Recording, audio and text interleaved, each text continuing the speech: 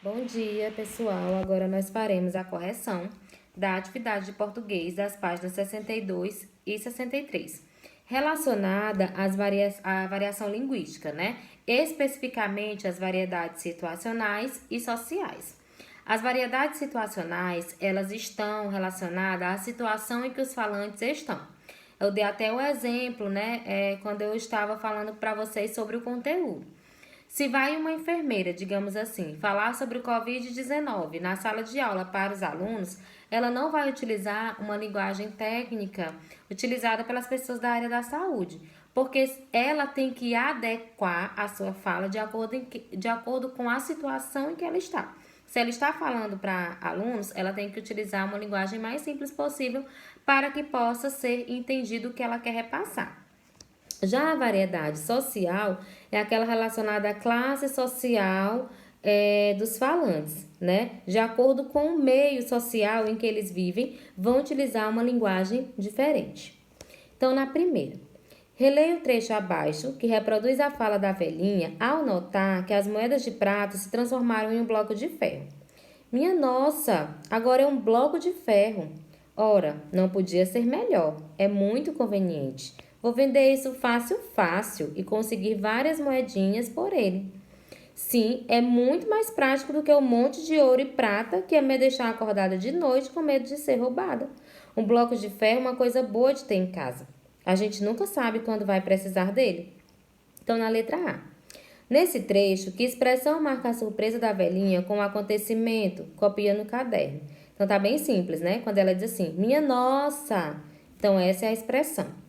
Letra B. Nessa situação, o esperado era a velhinha se aborrecer com o ocorrido. Que trechos explicam a razão dessa quebra de expectativa?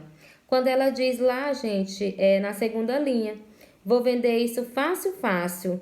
Aí lá na terceira linha, isso é muito mais prático que um monte de ouro e prata que ia me deixar acordada de noite com medo de ser roubada, né? Então aí vai a quebra de expectativa. Letra C. A linguagem desse trecho tem registro mais formal ou mais informal? Relacione a sua resposta à situação comunicativa, né? Então a gente percebe que tem uma linguagem, né, mais informal, né? Por exemplo, a gente vê pela questão do conto popular, utilizar uma linguagem dos próprios falantes, né? Uma linguagem mais informal, até porque é uma característica do conto popular, né? Então, ela utiliza expressões mais informais para marcar a oralidade dos contos populares. Segunda questão. Leia o texto a seguir. Ele faz parte da contracapa do livro que você vê ao lado, né? Que é Histórias de Anansi, que tem aí. Então, bem-humoradas e cheias de sabedoria, as histórias de Anansi são inacreditáveis. Transmitidas de boca em boca e bastante populares na região de Gana, na África Ocidental, elas falam de costume, tradição, ética e respeito, mantendo-se viva na memória do povo desde há muito tempo. A Nancy é uma aranha que se comporta como gente. Diante das enrascadas em que se mete, sempre encontra uma maneira de agir com astúcia, de bolar uma artimanha, de passar a perna em seu adversário. Como é um personagem totalmente humano, a Nancy às vezes se dá bem, outras vezes não.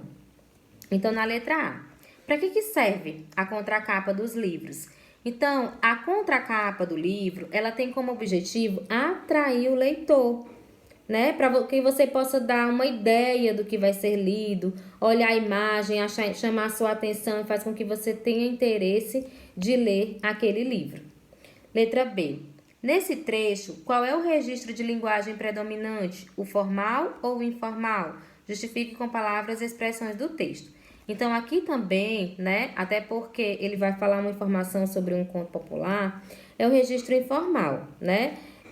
Como tem assim, enrascadas, se meter, bolar, passar a perna, se dar bem. Então, são linguagens totalmente informais. Letra C. Considerando que a obra se destina ao público infanto-juvenil, por que foi usado o registro indicado no item B? Então, por que foi utilizado uma linguagem informal? Até porque o público infanto-juvenil, ele é atraído justamente por uma linguagem formal, por uma linguagem mais simples, por uma linguagem que eles possam entender melhor, tá? Terceira questão. Leia a tira a seguir, inspirada em um fenômeno linguístico, né? Aí tem a invasão da tiponite aguda. É tipo pau, é tipo pedra, é tipo o fim do caminho.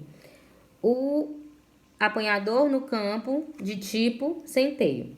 Nós sempre teremos tipo pares. Óleo sobre tipo tela, né? Então, na letra A, qual é o termo que se repete na tira? O termo tipo. Letra B, na tira, em que situações o termo identificado é usado? Então, no primeiro quadrinho, o tipo é usado numa música, né? No segundo quadrinho, utilizado em um livro. No terceiro quadrinho, em uma cena de filme. E no quarto quadrinho, nas referências de pintura. Letra C. O termo identificado é uma gíria, ou seja, uma variedade ligada a um grupo social. A princípio, esse termo era comum na fala de alguns adolescentes. Com o tempo, passou a ser adotada por outros grupos também.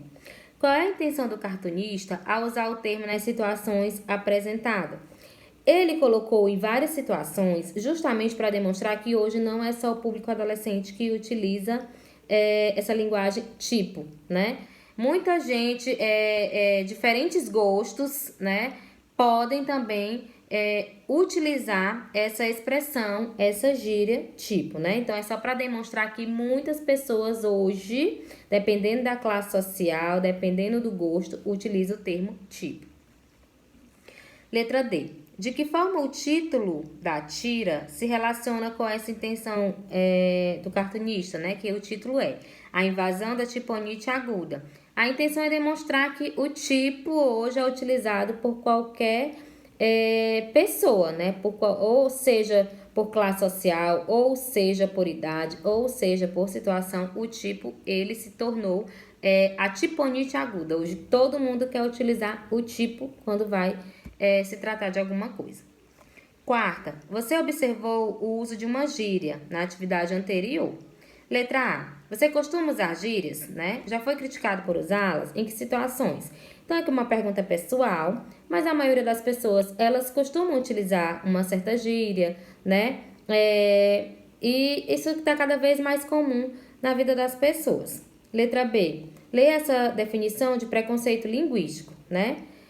O termo preconceito designa uma atitude prévia que assumimos diante de uma pessoa ou de um grupo social, antes de interagirmos com ela ou de conhecê-la.